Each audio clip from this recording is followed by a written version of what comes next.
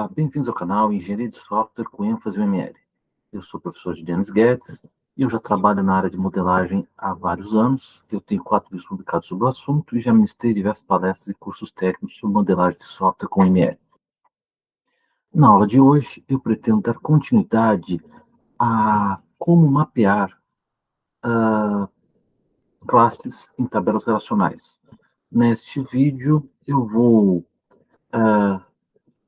apresentar como fazer mapeamentos de classes associativas, associações ternárias e, principalmente, vou me concentrar em mapeamento de hierarquias de classes em tabelas relacionais, incluindo a apresentação de um exemplo no final do vídeo. Então, vamos iniciar o nosso conteúdo.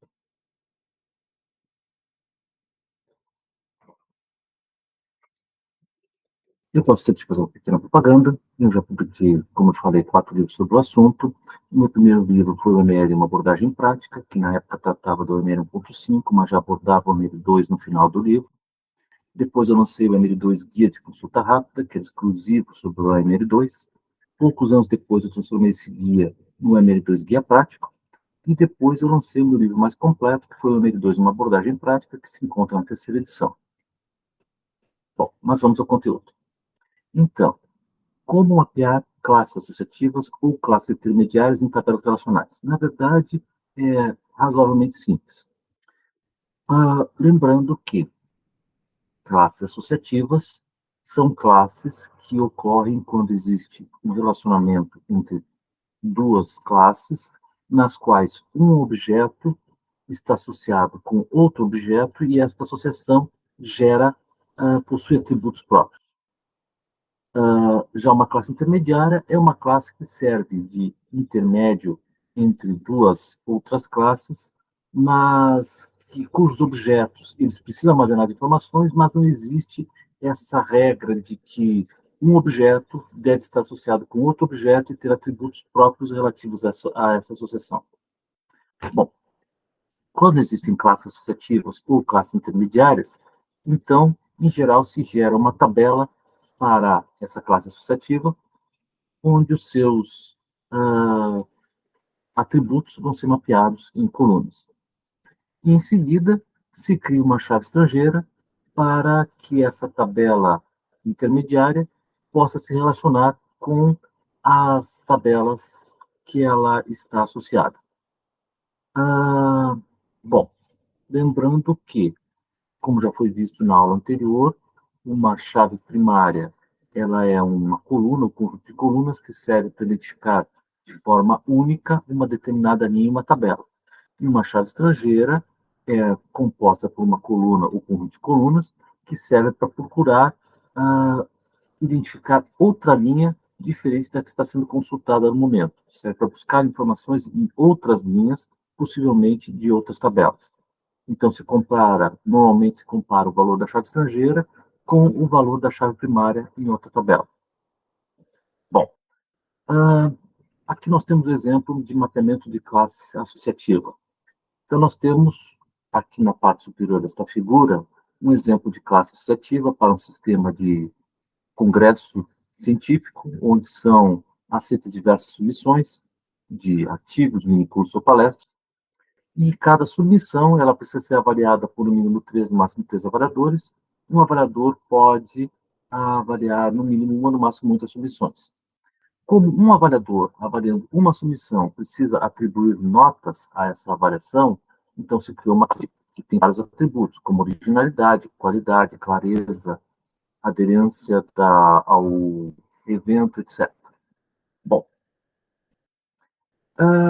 ao fazer o mapeamento para o modelo relacional, a classe avaliador foi mapeada numa tabela de mesmo nome, a classe submissão numa tabela também de mesmo nome. Só foi necessário criar uma coluna para a chave primária de avaliador e uma coluna para a chave primária de submissão, além de mapear os atributos de cada classe em colunas nas tabelas. Mas a classe avaliação foi mapeada em uma tabela, que recebeu o mesmo nome de avaliação. Essa tabela, todos os atributos da classe avaliação foram mapeados em colunas nessa tabela, Mas essa tabela, ela necessita de chaves estrangeiras para descobrir qual avaliador realizou uma determinada avaliação e a qual submissão aquela avaliação pertence. Então, foi necessário criar dois campos: código avaliador da avaliação e código da submissão da avaliação. Vocês notem que está escrito à esquerda o texto PFK, quer dizer que o conjunto dos dois campos formam a chave primária da tabela avaliação, mas, ao mesmo tempo, cada um deles é também uma chave estrangeira. Então, o código avaliador de avaliação vai buscar por um código na tabela avaliador que seja igual ao valor contido nele. No momento que ele encontrar, ele vai saber de quem é o avaliador, qual é o avaliador que está avaliando essa avaliação.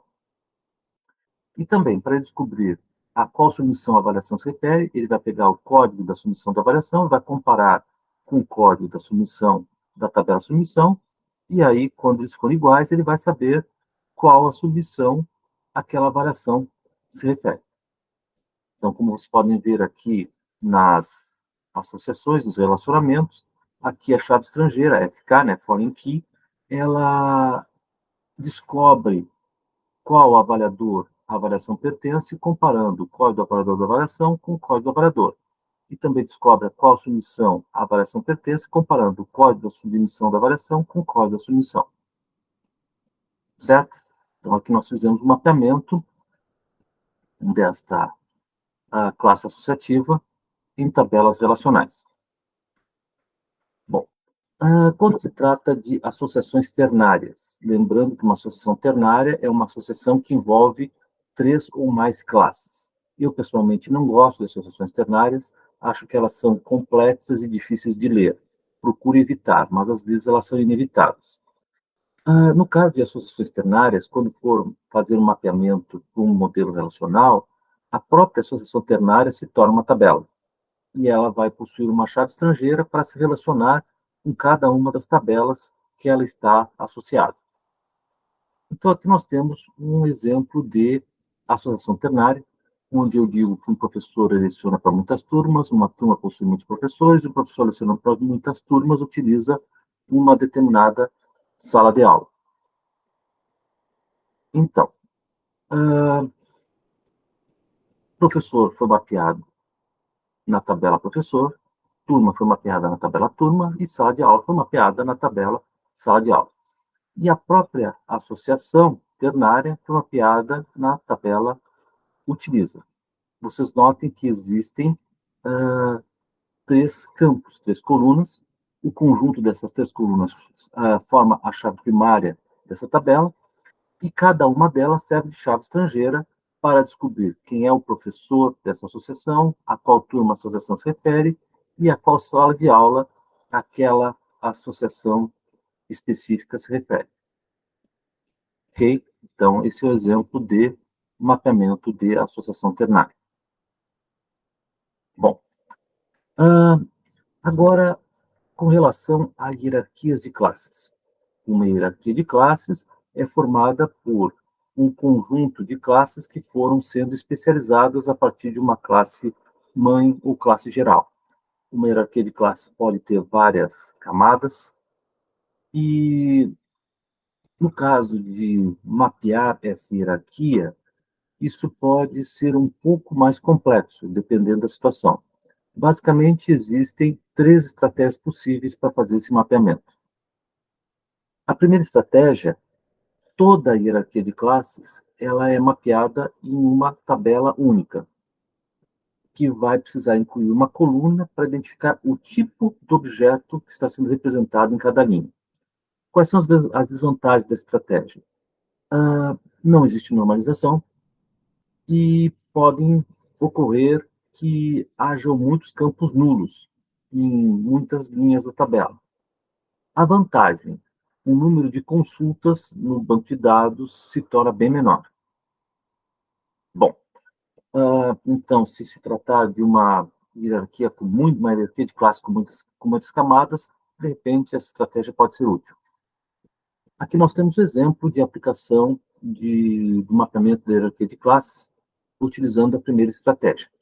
Então, aqui novamente nós temos um trecho do sistema de controle de submissões, onde eu tenho uma classe submissão, que é uma classe abstrata, eu sei que ela é abstrata porque ela está escrita em itálico, e ela foi especializada nas classes artigo, minicurso e palestra. Então, cada uma dessas classes possui seus próprios atributos. Bom, aplicando a primeira estratégia, toda hierarquia foi mapeada em uma tabela só chamada submissão. Foi necessário criar uma coluna para ser de chave primária, que foi chamada de código de submissão. O texto PK do lado significa que ela é a chave primária, PK é a abreviatura de primary key, e cada um dos atributos de cada uma das classes foi mapeado em uma coluna na tabela. Então, ficou uma tabela bastante grande, e quando se tratar de um tipo de submissão do tipo artigo ou palestra, muitos campos vão ser deixados em branco, como justificativo, objetivo, duração, público-alvo, etc. Bom, mas essa é a primeira estratégia. Com relação à segunda estratégia. Na segunda estratégia, cada classe concreta é mapeada em uma tabela. As classes abstratas não são, mas nesse caso, os atributos das classes abstratas devem estar contidas nas tabelas mapeadas a partir das classes concretas. Então, aqui nós temos a mesma hierarquia de classes e foi aplicada a segunda estratégia. Então, cada classe concreta foi mapeada em uma tabela. Ou seja, a classe artigo foi mapeada na tabela artigo, a classe minicurso foi mapeada na tabela minicurso, e a classe palestra foi mapeada na tabela palestra. Lembrando que tabelas na UML, elas são representadas por meio de classes com o estereótipo table. O estereótipo table é um estereótipo que modifica a função padrão da classe e ela passa a se comportar como uma tabela. Então, a divisão de atributos passa a ser a divisão de colunas, e a divisão de operações passa a conter as chaves primárias, estrangeiras e outras informações. Bom, então, nessa abordagem, utilizando a segunda estratégia, a classe artigo foi mapeada numa tabela artigo. Mas os atributos da classe geral, da qual ela é uma especialização, da classe submissão, que ela é uma especialização, também foram mapeadas na tabela artigo. Então, a tabela artigo, além da sua chave primária, código do artigo, vai ter título do artigo e situação do artigo, além das colunas relacionadas aos atributos da classe artigo, resumo, abstract e arquivo. O mesmo código minicurso e o mesmo código palestra. Todas as tabelas possuem colunas para armazenar o título da submissão e a situação da submissão. Isso pode levar a uma certa redundância de informação, mas essa é a segunda estratégia. Na terceira estratégia, se cria uma tabela para cada classe da hierarquia, independente se ela é abstrata ou concreta. A vantagem dessa estratégia é que tenta se manter a normalização dos dados e a estrutura final das tabelas fica muito semelhante à hierarquia. O problema é que o número de consultas no banco de dados se torna maior, uma vez que as tabelas têm que se relacionar por meio de chaves estrangeiras. Então, aqui nós temos um exemplo de aplicação da terceira estratégia. Aqui a mesma hierarquia de classes. Então, a classe submissão foi mapeada numa tabela submissão, a classe artigo foi mapeada numa tabela artigo, a classe minicurso foi mapeada numa tabela minicurso, e a classe palestra foi mapeada na tabela palestra. A submissão contém um campo para servir de chave primária, e os seus atributos foram mapeados em colunas na tabela. Mas foi necessário criar também uma nova coluna que identifica o tipo da submissão, para se saber se a submissão se refere a um artigo, um minicurso ou uma palestra. Em cada tabela, cada uma das tabelas artigo, minicurso e palestra, foi necessário criar uma chave estrangeira. No caso de artigo, foi código da submissão do artigo, no minicurso, o código da submissão do curso, e na palestra, o código da submissão da palestra. Então, no momento que eu quiser recuperar as informações referentes à submissão a qual o artigo se refere, eu tenho que pegar a chave estrangeira, código da submissão do artigo e comparar com o campo código da submissão da tabela submissão até encontrar um cujo valor seja igual ao da tabela artigo. Aí eu vou encontrar a submissão daquele artigo e vou recuperar o título e a situação dele. Então, vocês podem notar que uma submissão ela está associada a nenhum ou um artigo, ou a nenhum ou um minicurso, ou a nenhuma ou uma palestra, certo? Então, aqui foi aplicando a terceira estratégia, se mantém a normalização da melhor maneira possível, a hierarquia de tabelas é semelhante à hierarquia de classes, a estrutura das tabelas é semelhante à hierarquia de classes, mas o número de consultas pode ser maior nessa abordagem. Como falei, adotar essa estratégia pode implicar uma maior quantidade de consultas para que toda a informação seja recuperada. Então, se o número de camadas na hierarquia for grande, o número de consultas vai ser bem grande também. A primeira estratégia, embora ela não respeite a normalização, ela diminui o número de consultas, então o tempo de acesso a informações é mais rápido. O mesmo pode ocorrer com relação à segunda estratégia, embora haja redundância de dados. Então, cada estratégia tem seus méritos, vantagens e desvantagens, então cada cenário precisa ser avaliado para estabelecer qual estratégia seguir. Então, como eu falei, se a hierarquia de classes tiver muitos níveis, muitas camadas, a terceira estratégia pode não ser a mais adequada devido à quantidade de consultas que se fará necessário.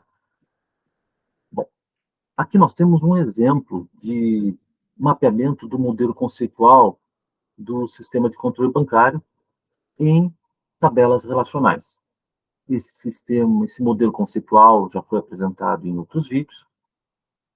Basicamente, ele contém a classe pessoa, que é uma classe abstrata, que foi especializada nas classes pessoa física e pessoa jurídica. Ele contém a classe conta comum, que foi especializada nas classes conta especial e conta poupança. E possui a classe movimento, que se relaciona com a classe conta comum, ou conta especial, ou conta poupança. Por quê? Porque, como conta especial e conta poupança são especializações de conta comum, elas herdam também todas as associações. Então, uma conta, ela registra no mínimo um, no máximo muitos movimentos. Além disso, uma conta comum, ela é possuída por, no mínimo uma, no máximo muitas pessoas. No caso, com pessoa é uma classe abstrata, ela vai ser possuída ou por uma pessoa física ou por uma pessoa jurídica. Então, uma conta comum, ela é possuída por, no mínimo, uma, no máximo, muitas pessoas, e uma pessoa pode possuir, no mínimo, uma, no máximo, muitas contas comuns. Bom, agora, como nós mapeamos esse modelo em tabelas relacionais? Aqui nós temos uma figura contendo o mapeamento, e essa figura ficou um pouco grande. Na verdade, no vídeo anterior, nós já explicamos parte dela. Por exemplo, quando nós exemplificamos uma associação um para muitos, então nós identificamos o mapeamento das classes movimento e da classe conta, isso já se encontra no outro vídeo, e também com relação ao mapeamento de uma associação muitos para muitos em tabelas relacionais, onde nós identificamos a classe conta, a classe pessoa conta e a classe pessoa. Isso já foi explicado no outro vídeo. Então, nós vamos nos concentrar somente no mapeamento das duas hierarquias de classes que estão contidas neste modelo. Então, com relação ao mapeamento da hierarquia de classe da das classes pessoa física e pessoa jurídica, nós adotamos a terceira estratégia, uma vez que a hierarquia era pequena, tinha poucos níveis. Então, a classe pessoa foi mapeada numa tabela, uma vez que na hierarquia, na terceira estratégia, toda classe, independente de ser abstrata ou concreta é mapeada em tabela. Então, se mapeou a classe pessoa na tabela pessoa, se criou um campo para servir de chave primária, e se mapeou as classes pessoa física e pessoa jurídica nas tabelas pessoa física e pessoa jurídica. E se criou um campo, aliás, não foi necessário criar um campo específico para isso, porque ao mapear os atributos CPF e CNPJ das classes pessoa física e pessoa jurídica em colunas, foi possível utilizar esses dois campos como chaves primárias de cada uma das tabelas. Mas se criou uma chave estrangeira, foi necessário criar uma chave estrangeira para identificar as informações gerais de cada pessoa.